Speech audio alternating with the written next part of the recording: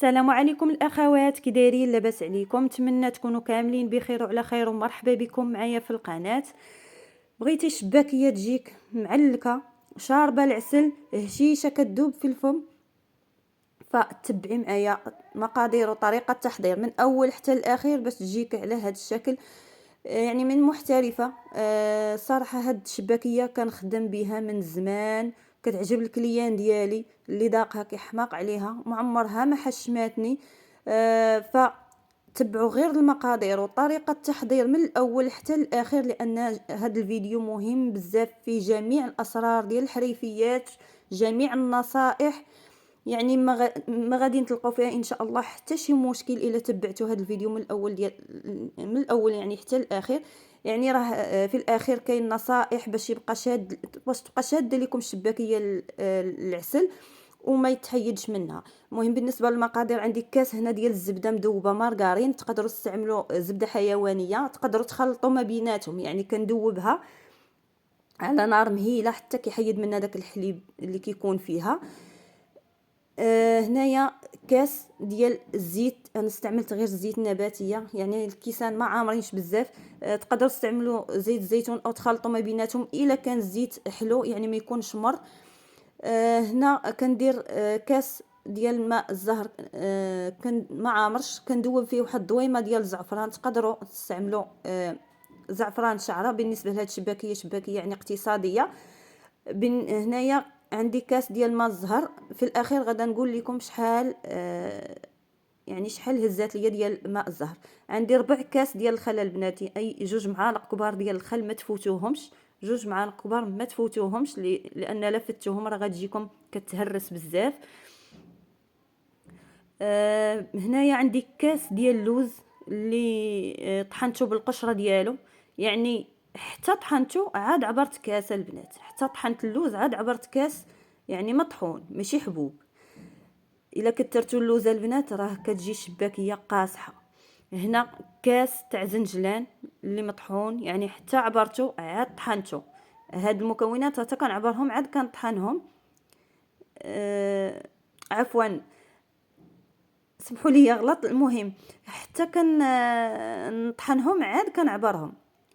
مهم كاس ديال زنجلان وكاس ديال اللوز مطحونين، غير كنصهدهم شويه وكنطحنهم. هنايا عندي 2 معالق كبار ما بين نافع وحبه حلاوه، يعني معلقه ديال حبه حلاوه معلقه ديال النافع. هذا الشيء ضروري يكون مطحون ومغربل.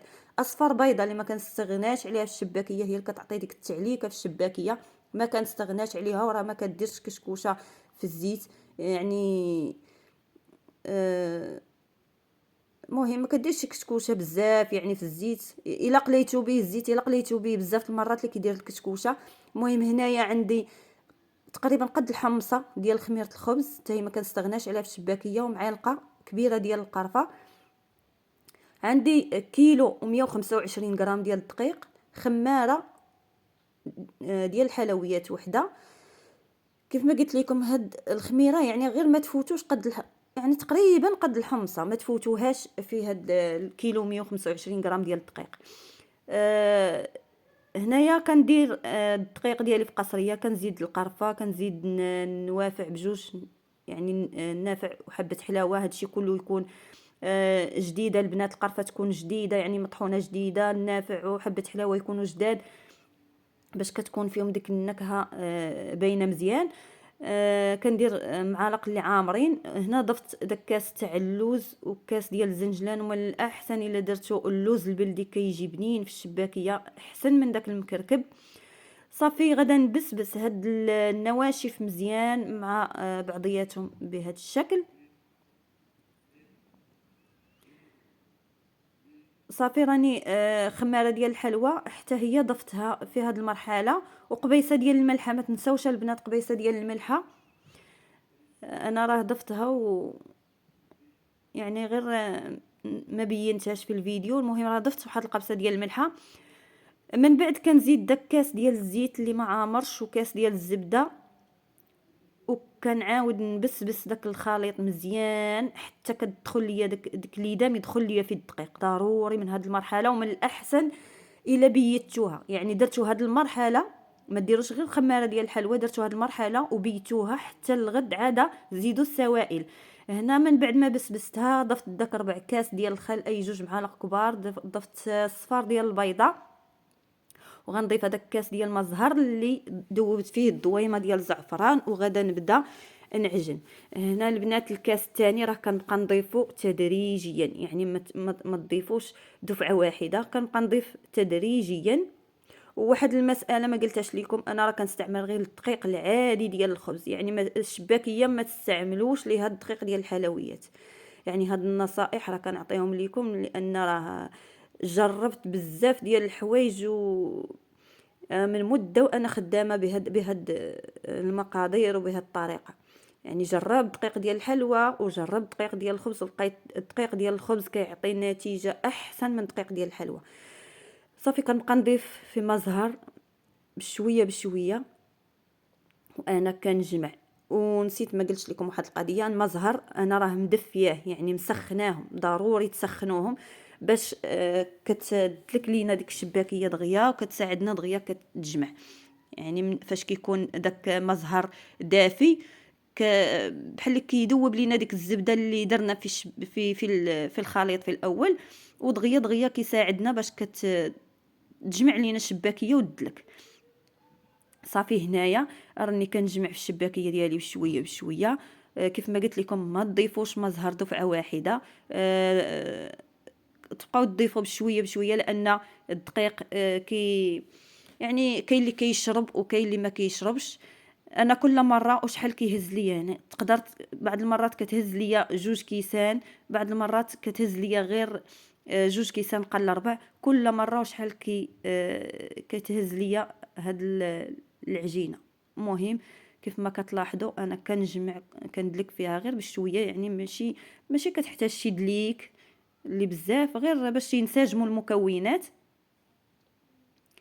فهاد النصائح البنات الا درتو بيهم ان شاء الله غتنجح لكم الشباكيه، وخا تكونوا ما عمركم ما درتوها.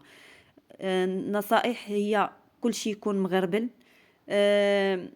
ما تكتروش البنات الماء، ضيفوا بشويه بشويه. العجينه خاصها تكون قاصحه، ماشي قاصحه حتى كتفرتت، تسمعوا قاصحه وتخلوها حتى كتفرتت، يعني راه ما مهم قاصحه كتكون شاده في راسها. انا وريتكم كيفاش كتكون. هنا درتها فوق من البوطاجي، كيف ما قلت لكم راه ما هزاتش ليا 2 كيسان كاملين. كيف ما لاحظتوا راه بقى ليا واحد 4 كاس ديال الماء الزهر، يعني هزات ليا 2 كيسان قل 4. هنا كنقسمها الكرات على 6، وكان كل كره كنحاول ندلكها بوحده على هذا الشكل، وكنديرها في بلاستيكه. ضروري من البلاستيكه البنات باش ما تنشفش لينا العجينه، ضروري نديروها في بلاستيكه. صافي كنستمر على هذه الطريقه حتى غنكمل الكرات ديالي كاملين. وهنا من بعد ما كملت الكرات غدا نجبد اول وحده، يعني اللي كورت، وغدا نطلقها على شكل بات فييتي، يعني بحال شكل المسمن، بحال اللي غنديرو المسمن. يعني كنطويها باش كتعطينا داك تجعاب في الشباكيه، كتجي الشباكيه مورقه، وكيدخل ليها العسل في هذوك الجعيبات اللي كيكونوا فيها. ضروري من هذه المرحله. وحتى الخميره البنات، حتى الخميره مهمه في الشباكيه. الخميره هي اللي كتخلي الشباكيه حتى هي كتجي مجعبه، كتجي مبوقه كيف ما كيقولوا، يعني كتجي فيها داك البويوقات. راه حتى الخميره ديال الخبز راه مهمه البنات. هنا كنقسم القطع على هذا الشكل، وغنديرها تاني في بلاستيكه ونخليها ترتاح، وغنستمر على هذه الطريقه حتى نكمل كاع الكرات اللي عندي. هنا من بعد ما كملت غدا نجيب اول وحده وغنطلقها على هذا الشكل، يعني كنطلقها بالطول، كنبقى نطلق وكنحط، وغدا ندوزها في الماكينه. اللي ما عندهاش الماكينه راه ماشي ضروري البنات، يعني طلقوا غير بالمدلك ورقوها. صافي هادشي اللي كاين، يعني ماشي ضروري الماكينه، غير الماكينه كتساعد شويه، كتسربي دغيا. هنا كندوزها عندي انا من 1 حتى 6. عندي الرقم 1 هو الصغير، يعني هو الرقيق، كندوزها في الرقم 3 ثم كندوزها في الرقم 2، يعني 2 هو اللي كنطلق فيه انا الشباكيه، يعني كنديرها رقيقه. كتجيني هي هذيك، حيت فيها اصلا ديك الخميره، يعني ما تخافوش منها، راه ما كتجيش ملي كتقلى ما كتجيش رقيقه. الا ما درتوش خميره ديال الخبز تقدروا تطلقوها في الرقم 3، ولكن الرقم 3 الصراحه غادا تجي شويه شباكيه غليظه. فالرقم 2 اللي عنده هاد الماركه امبيريا يطلق في الرقم 2. كتجي هي هذيك البنات. هنا من بعد ما طلقت العجينه ديالي كندير سميطات على هذا الشكل. كنجيب هاد الجراره اللي كتنفع، كنجيب ديك الحافه ديالها وكنحطها هي الاولى، وكنبقى ندفع بيدي على هذا الشكل باش كتقطع ليا العجينه. البنات انا راه محيده ليها هذيك اللعيبه ديالها من زمان، يعني راه انا خدامه بها شحال هذه، هاد الجراره خدمت بها شحال هذه، وراها حاطه لكم فيديو شي 3 سنين دابا كنت خدمت بها الطريقه، يعني محيداها ليها باش كتجيني ساهله وكطراسه ليا شباكيه. بالنسبه لهذوك لي شوت اللي يبقاو كنجمعهم على هذا الشكل وكنديرهم وسط من وسط من ديك العجينه اللي دايره لها على شكل باتفيتي، كنديرها وسط منها باش ما كيبقاش ليا تعاويد بزاف. يعني العجينه فاش كتبقى تعاود ما كتجيش زوينه البنات الصراحه، كتجي شويه بحال اللي كتجي قاصحه وما كتجعبش. يعني هاد الطريقه ما كتخليش لينا لي شيت، ما كتعذبناش في الاخير. يعني كنبقى في كل مره كنحيد هذوك لي شيت وكنديرهم وسط من هذيك العجينه اللي انايا طاويه. صافي في الاخير كيبقى ليا غير واحد شويه هو اللي كيشيط، يعني ما كتبقاش ليا العجينه اللي غندير وسط منها، صافي كتبقى ليا غير شويه ديال العجينه ماشي مشكل، كنطلقها عادي صافي ونخدم بيها. نتمنى تكونوا فهمتوني. هنايا بالنسبه للطريقه ديال التشباك كنهز الشريط الاول كنحطو على الثالث وكنطلق الثاني بهذا الشكل. كنطلق الشريط الرابع وكنهز هذوك الجوج وكنحطهم فوق من الشريط الخامس، بحيث كيبقى عندي 2 اشرطه في جهه و3 الاشرطه في الجهه الاخرى. كنجيب هاد القنيتات اللي كيتعزلوا ليا، هاد الريوسه كنبرك عليهم مزيان بهذا الشكل وكنقلب على هاد الشكل وكنجمع من الجوانب، يعني كنبرك مزيان عاوتاني من الجوانب باش ما تحلش ليا في القلي. كتجي وريضه على هاد الشكل. الطريقه راها ساهله البنات، غير ركزوا مع الطريقه وان شاء الله راه غادا تجيكم ساهله. هنا كنهز الشريط الاول كنحط فوق من الثالث ونطلق الثاني، كنهز دوك 2 اشرطه وكنحطهم فوق من الشريط الاخير يعني الشريط الخامس، وكندير الشريط الرابع فوق من، يعني بحيث كيكونوا عندي 2 اشرطه في جهه، 3 الاخرين كيبقاو في جهه. كنسد وكنقلب كيف ما لاحظتوا، كنسد من الجوانب. نتمنى تكونوا فهمتوا. المهم راه الصوره كتوضح كل شيء، يعني الفيديو راه موضح كل شيء. كيف ما قلت لكم الشريط الاول فوق من الثالث والثاني كنطلق ثاني الرابع وكنجيب 2 اشرطه وكنحطهم فوق من الشريط الخامس، كيبقاو ليا 2 اشرطه في جهه و3 في الجهه الاخرى. كنقلب كيتعزلوا ليا هذوك الريوسه، كنبرك عليهم مزيان بهذا الشكل باش ما يتحلوش. كنقلب فوق من الرخامه وكنسد الجوانب ونخليكم مع الطريقه.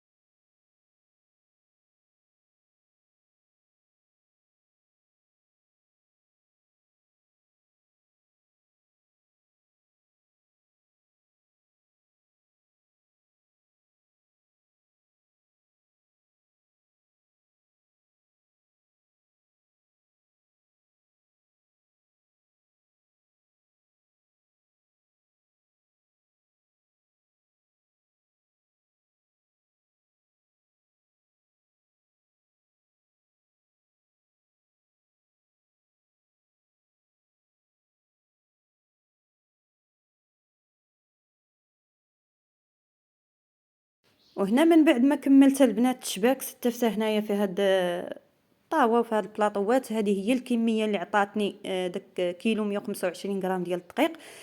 هنا البنات انا ما كنبيتهاش لان كندير فيها الخميره، وما كنبيتهاش نهائيا لان ما كتعجبنيش بيته. جربتها واحد المره وما جاتنيش كيف ما كنقلي هذاك الساع. فما تبيتوهاش من الاحسن، يعني كتكرم وما كتبقاش تبوق لينا فاش كنديروها في الزيت. المهم كل طريقته. المهم انا جربت هاد الطريقه ما عجباتنيش. المهم انا خليتها غير واحد ساعتين صافي ودزت قليتها. هنايا كيف ما كتلاحظوا العسل كيف خاصو يكون البنات. العسل ضروري ضروري يكون ثقيل بهذاك الشكل اللي وريتكم. ضروري العسل يكون ثقيل. راه لما كانش العسل ثقيل البنات راه ما غاديش يشد لكم في الشباكيه وفي المعسلات كاملين. كونوا اكيدين العسل ضروري يكون ثقيل بداك الشكل. راني حاطه العسل في القناه، غنخلي لكم الرابط ان شاء الله. وكندفيه غير واحد شويه. انا راه سخنته واحد شويه باش يطلق ليا شويه، غير سخنته غير شويه ماشي بزاف. الزيت درتو يسخن، يعني غير كيبان ليا الزيت صافي. كنجرب كندير واحد العجينه غير كنحطها في الزيت كتبان ليا طلعات صافي، راه الزيت كيكون داك الساعه سخون صافي. وكنبدا كنرمي فيه الشباكيه على هذا الشكل. كنبقى ندور بالقتيب حتى كيتحمر ليا من التحت وكنقلب. هنا راه واخا كنقلي في الليل. انا اصلا ما عنديش الاضاءه في الكوزينه لان الكوزينه ما عنديش فيها زعما الشرجم، ما كاينش الاضاءه. ماشي مشكل، انا كنعرف نقلي في الليل. اللي ما كتعرفش تقلي في الليل تخليه حتى البنهار وتقليه. هنا من بعد ما تحمرات ليا الشباكيه، يعني غير كتذهب ماشي كتحمر، غير كيتذهب اللون ديالها واحد شويه صافي. وكنديرها في العسل، باقا غتشد اللون ديالها في العسل. كنطيبوها على عافيه اللي تكون متوسطه، يعني ما تجهدوش العافيه وما تخلوش العافيه ميته، يعني عافيه تكون متوسطه. كنبقى نهز العسل وكنكب على الشباكيه ديالي على هذا الشكل حتى صافي كت كامله كتغطس ليا في العسل صافي. هنايا غادا ندوز ندير القليه الثانيه. كيف ما كتلاحظوا كندوز ندير القليه الثانيه. كنبقى ندور بالقتيب كيف ما كتلاحظوا. شوفوا كيف راه يعني واخا دايره البيضه راه ماشي شي كشكوشه اللي بزاف. راه الزيت فاش كتبقى تقلي وتعاودي فيها هي اللي كدير الكشكوشه بزاف، ما كتخليكش كاع تشوفي الشباكيه واش تحمرات ولا لا.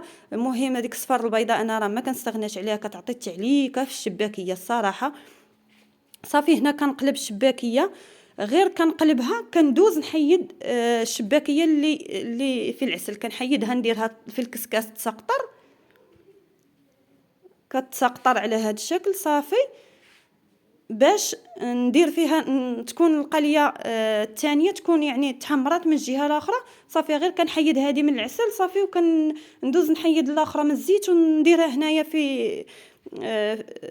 في العسل. المهم انا فاش كنت خدامه ويعني كتكون عندي كميه كبيره راه كندير العسل بالزايد، يعني كندير العسل كتير. وكندير 2 اواني ديال العسل. كنحط القليه الاولى هنايا وكنخليها في العسل، ندوز نحط القليه الثانيه في الاناء الاخر ونخليها في داك العسل، وندوز عاد نحيد الاولى. يعني كنحيدها من داك الاناء، يعني كتكون تشربات العسل مزيان. وهذه هي الطريقه باش كنخدم فاش كتكون عندي الشباكيه كميه كبيره. يعني كندير الزيت كتير، كندير العسل كتير، ماشي بحال يعني غير قليل ما درتش زعما الزيت كتير والعسل كتير. المهم هنا من بعد ما ساليت البنات صراحه ما ساليتش الكميه كامله. برزطني ولدي كان كيغوت، راكم عارفين التربيه. صافي اكتفيت غير بهذا القدر باش نصور لكم الفيديو ونحطه لكم. والشباكيه اللي بقات راني درتها في الكونجيلاتور. انا غنوريكم الطريقه وراني حاطه الطريقه بالتفصيل، يعني البنات اللي كيخدموا لي كوموند واللي ما عندهمش الوقت الصراحه كتنفع. انا هذه الطريقه راه كنت كنخدم بها من مده. من بعد ما صافي برد ليا العسل وبردات ليا الشباكيه، وهذه هي الطريقه باش كتبقى الشباكيه شاده العسل مده طويله وما كيتحيدش منها العسل نهائيا. جربوها ان شاء الله. راه ما غادي راه ما غتبقاوش عفوا تستغناو عليها لان الصراحه راها طريقه زوينه، وهذه راه من مده وانا كنستعمل هاد الطريقه. يعني حتى كنسالي ويبرد العسل وتبرد ليا الشباكيه، وكنهز هذاك العسل البارد وكنبقى نخويه على الشباكيه من الفوق. كونوا اكيدين بهذه الطريقه ما غتحيدش منها العسل، كونوا اكيدين غتبقى شاده العسل ديالها. وكيف ما قلت لكم هنا راني ما كملتش كلشي، يعني ولدي برزطني بقى كيغوت، فهنا درتها في بلاطو، درتها في المجمد حتى كرمت على هاد الشكل. وغادا نديرها في بواطه ونسد عليها ونديرها في فريغو حتى الوقت اللي قال لي راسي قليها ونقليها. البنات اللي عندهم لي كوموند عندهم فريغوات كبار، فغير غسلوا فريغوات، مسحوهم مزيان، عقموهم مزيان، مسحوهم بالخل وهذه. غير ما تكونش الخضره ولا اللحام ولا شي المهم شي حاجه يكون في الفريغو، ما تكون حتى شي حاجه في داك الفريغو. وبقاو ديروا هاد الطريقه وجمعوا في بواطات وديروا في الفريغو، ان شاء الله تجيكم الكوموند. مثلا حيت كنعرفوا الشباكيه في رمضان وكيكونوا لي كوموند كتار، راه كتجي صعيبه باش ديري كلشي، يعني قبل مثلا بسيمانه ولا كاع، يعني كل شيء كيبغي شباكيه داك الساع. فجربوا هاد الطريقه، غنخلي لكم الرابط ديال الفيديو بالتفصيل ديال هاد الطريقه ديال المجمد، راها كتجي رائعه. نتمنى الفيديو ديال اليوم ينال الاعجاب ديالكم، والسلام عليكم ورحمه الله وبركاته.